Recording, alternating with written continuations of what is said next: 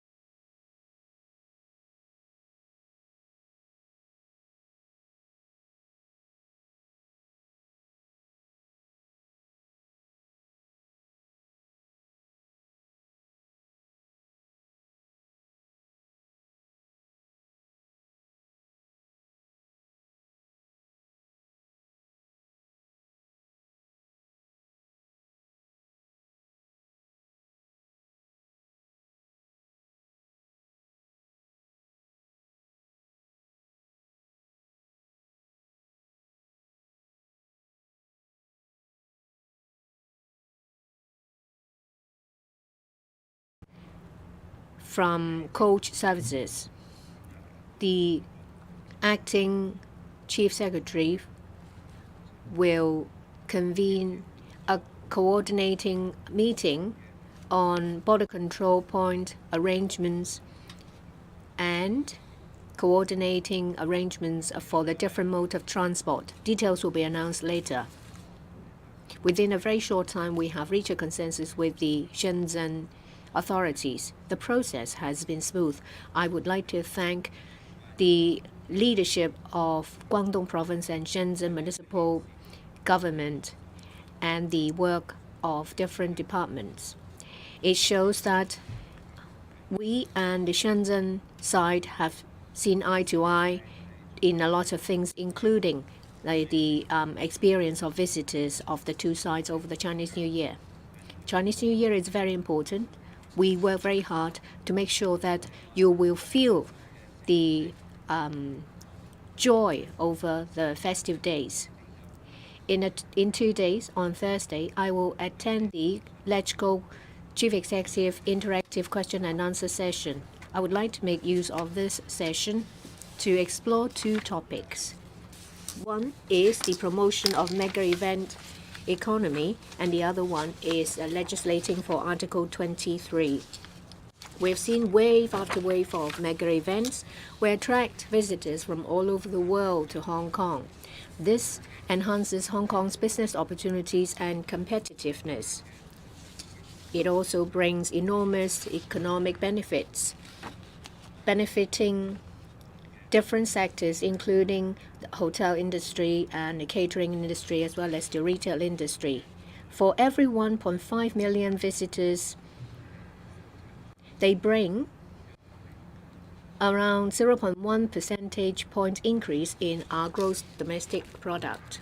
What I'd like to talk to legislators is how the government can work with different sectors to attract more mega events to take place in Hong Kong, what the sectors can do to add value to these events, and how our visitors' experience can be enhanced so that more visitors will be attracted to come to Hong Kong. We would also like to talk about how the sectors can turn patronage into spending. I will listen to the views of legislators. On the second topic, that is legislation for Article 23 of the Basic Law, the government will, as soon as possible, complete the legislative procedure. We want to complete our constitutional duty that has been outstanding for 26 years. National security is the best safeguard for Hong Kong people's well-being and our economic development. I would talk to legislators about what we need to do to respond to the ever-changing risks to national security, how we can make sure that Article 23 is forward-looking and become an effective tool in handling new risks. In fulfilling our constitutional duty, how Hong Kong can deal with the interface and complementarity of The decision made by the National People's Congress on the 28th of May 2020, as well as the interface with the national security law. I will talk to legislators about these issues. I look forward to the positive interaction with legislators. The floor is open for questions. Raise your hand when your name. Please identify your media outlet. Don't ask more than 2 questions, please. On the right-hand side at the back. I'm from Now TV. Well, for Hang Seng Index, it has plummeted to below 15,000 points. What measures do you have to save the security market? Will there be measures to remove the cooling measures completely? What will be your process? Well, previously, there was the announcement that the government will do its work to properly publicize the municipal solid waste charging. But now there is a complete turn of complete change of decision. How do you explain that? And could you please elaborate about Article 23? We closely monitor the changes in the securities market, the stock market. The Hong Kong Monetary Authority closely monitors the situation. We think that the market is operating in an orderly manner. We have not identified any abnormalities. We now have high interest rate, an increasingly complex geopolitical situation. There are also uncertainties in terms of transport and logistics. The market may have different reactions towards the upcoming U.S. presidential election. And there are also impacts from international relationships on stock markets. The market itself is sensitive. We will closely monitor it. Regulators think that the market is responding within their expectations. Hong Kong is an international financial center. We are competitive and attractive. We have a free flow of capital in Hong Kong. Our markets operate with high transparency. We have very sound regulatory regime that meets international standards. And our regimes dovetail with those of the international community.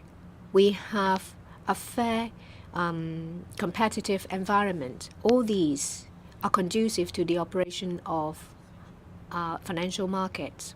Financial markets go up and down. That's normal.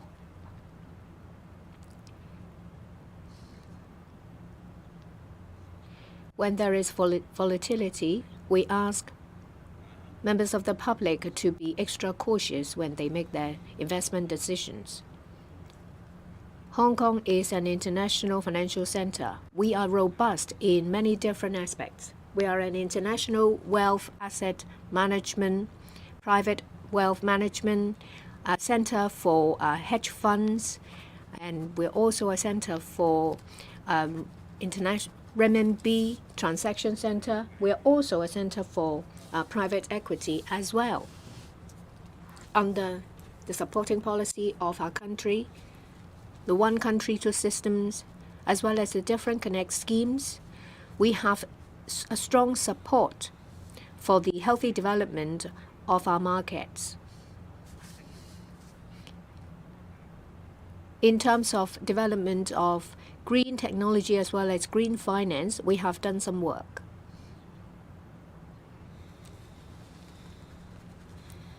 All our efforts will bring positive effects to our different markets. Mr. Han Deng, the Deputy President of our country, met with the head of the HSBC. He clearly pointed out that the central authorities will strongly support the development of Hong Kong into an international financial center. As I've mentioned, that Hong Kong enjoys many different advantages. I have confidence in the operation of our markets.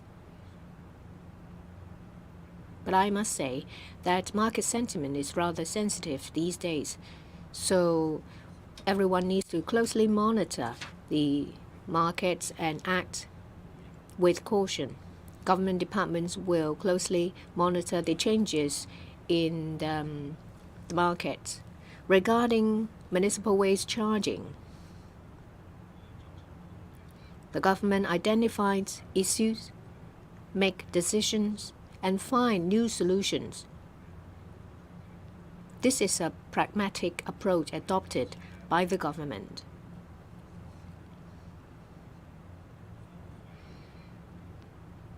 We have postponed the effective date of the charging scheme to the 1st of August. We want to give more time to different quarters of society to better understand the operation details of the scheme. The Environment and Ecology Bureau, EEB, has taken a pragmatic approach. The Bureau uses different ways to explain to the general public about the operation of the schemes. Certain government buildings will start the scheme on a pilot basis first. There will be different trials to test the scheme. I think this is the right direction. Our publicity work will not stop. We'll continue to do more every day.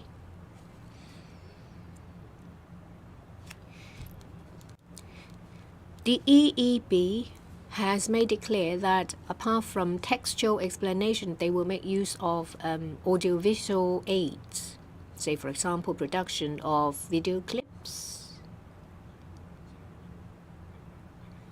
to show the public so that the public can see it being practiced. I think this is the right approach. We'll continue with our work.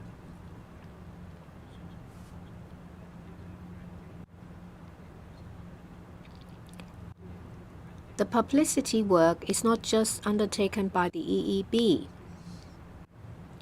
We will take the publicity to different levels. Say, for example, the Home Affairs Department will also ask the district councils to conduct briefing sessions. We will do our drills, and in the process, we will make improvements. So we will continue with our work. We will step up our work. We will answer public queries. We want the public to know about the actual implementation details of the scheme. Next question on the left, in the middle. Hong Kong Free Press. From next Monday, the mainland judgments in civil and commercial matters ordinance goes into effect, meaning there can be reciprocal recognition and enforcement of civil rulings by courts in Hong Kong and on the mainland. Nikkei reports that investors are concerned about the city's common law system and what will happen to their holdings. With the Hang Seng slumping to handover era levels, can you reassure investors? Second, last week you told the media to tell a good Hong Kong story, yet city authorities have repeatedly rejected media efforts to tell positive stories about the government. Last year, fire services rejected our request to write a feature story about their vehicles. The police rejected a pitch about the K9 unit. The Lands Department refused to let us meet a government cartographer. The government lab and flying services rejected story ideas. The Drainage Services Department won't let us tour a sewage plant. In fact, a dozen government departments rejected a dozen stories we tried to tell last year. Why is this, and will you instruct your government departments to say yes to media requests? First of all, about the arrangement of implementing judgments, of courts and other jurisdictions in Hong Kong, mainland jurisdiction in Hong Kong, there is a legal process for it to happen. Any judgment from courts in the mainland will first of all have to be registered with the court. And relevant parties who have opinions or any objection can also make their grounds known to court. Court will deal with such applications according to legal principles. That means all these judgments that a particular party wants to have effect in Hong Kong, there will be a legal process for it to be completed and also cleared before it can happen. So the relevant party's rights and also his opinions and grounds for objection will be heard by court according to legal principle to ensure that they operate within all the legal confines, and there will be a fair process for all the opinions and reasons to be heard. So that is the rule of law, and that is justice ensured in the whole process. In regard to media requests for interviews of government departments every day receive a lot of requests from different medias, and a lot of requests have been granted, and a lot of interviews have been done, as you can see in a lot of newspapers, in TV interviews, and as well as in other online forums. So for any media organization to apply for this request, yes, they have to, first of all, indicate what they want to do, so as to ensure that the relevant departments, in according priorities to all these long queues of requests, then they make the right decision. Of course, I will encourage my departments to make as many interviews as possible, but equally, they have to do this at the same time of doing a lot of other functions and services for society. So the right balance has to be struck. 今朝早最後一位提問。 Last question for this morning. On the right, the second journalist on the right.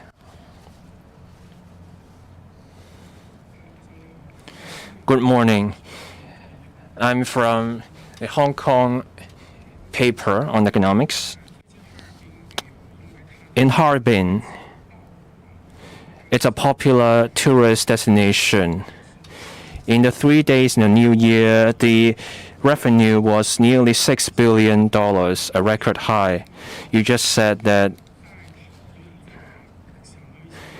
we need further discussions before we can come up with this strategy to attract more mainland tourists.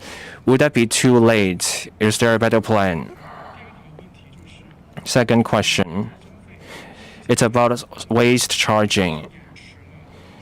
It's now postponed.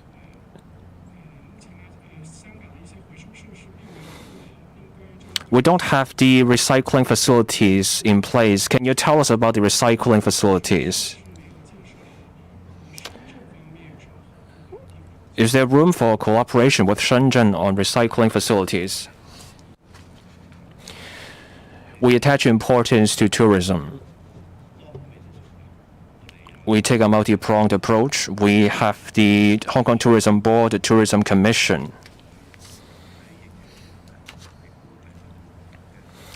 Our tourism has been recovering after COVID. Recent figures show we are back to around 55% of our pre-COVID level, and also involves Hong Kong's capacity.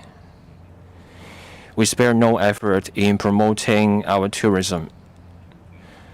In my policy address, I mentioned a blueprint for tourism 2.0. The government talks to stakeholders. We have received good ideas on promoting tourism. Many ideas have been put into practice. That translates into a rise in visitor numbers.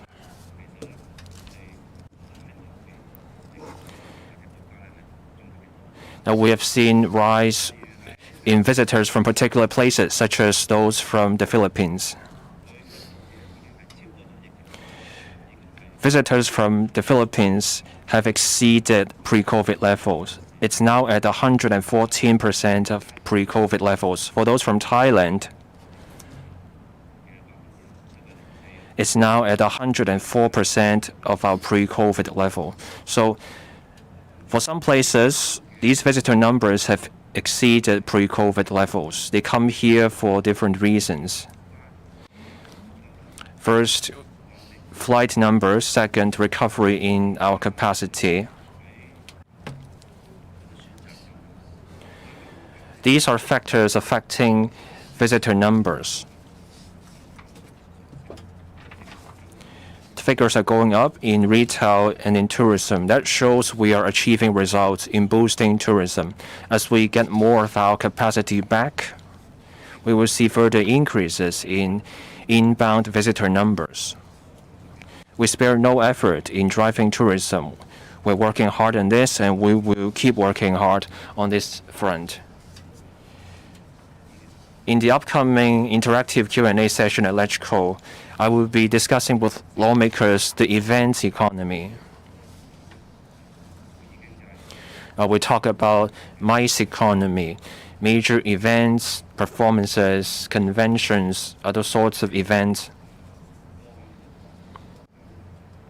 I gave some examples, such as sports competitions, fashion shows hosted by designer brands. These events drive tourism and also catering, hotel, etc. by bringing economic benefits. So on Thursday, I will be discussing with lawmakers tourism and more, and that is driving an events economy. Now, we already have a robust conference economy. Our venues for meetings are already seeing a shortage because of the demand. We need to get visitors here. When visitors are here, they spend. After our visitors return to their home countries, they tell people about their experience in Hong Kong. They talk about the vibrancy, the appeal in Hong Kong. They tell people about Hong Kong as an open place. We hope we can achieve that through promoting an event economy. We want to turn Hong Kong into a magnet. With more major events, Hong Kong can become more appealing, and that will in turn bring more mega events to Hong Kong. So that will translate into a vast multiplier effect. So that's why we will be working hard on promoting this. Now, on municipal solid waste charging.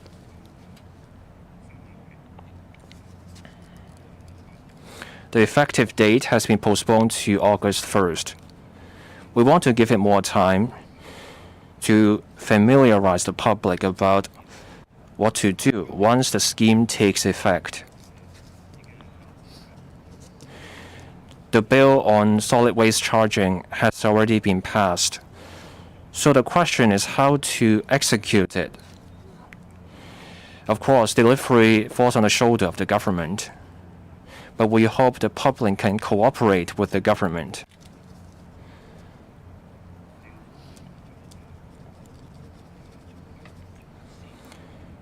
The government has to ensure it rolls out effective measures, but public cooperation also matters.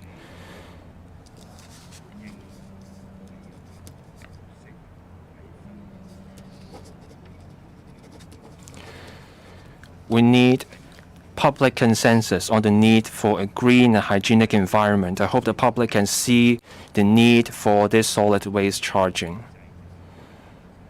TMHK passed this bill on MSW charging.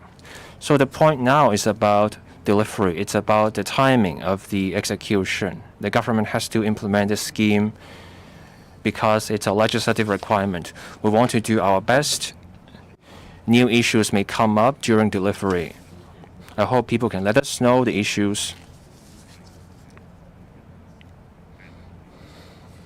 Executing the scheme is a major undertaking. The scheme affects more than 7 million people. The problems people encounter vary. So as we explain the scheme to people, we will work hard and we will always strive to do better in promoting and explaining the scheme. We will work hard.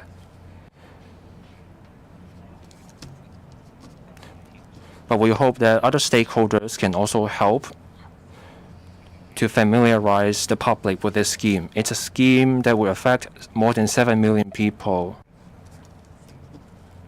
It's a scheme that will require a behavioral change. People may think of different problems. An issue comes up, we try to find a solution. That's the pragmatic way to go. And this is what the government is trying to achieve. Now on recycling, the government is working on this.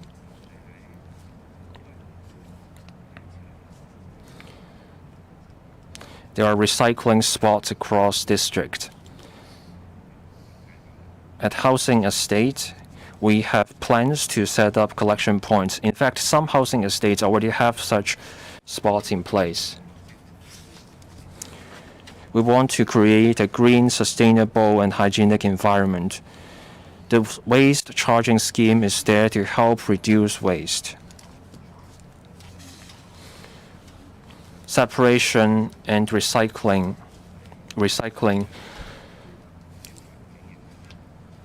will also help minimize the impact on the environment.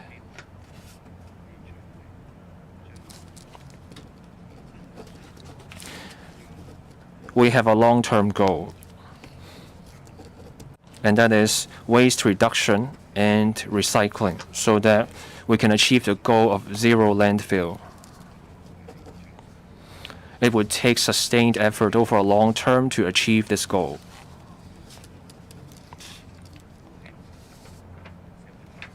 The government will make the effort,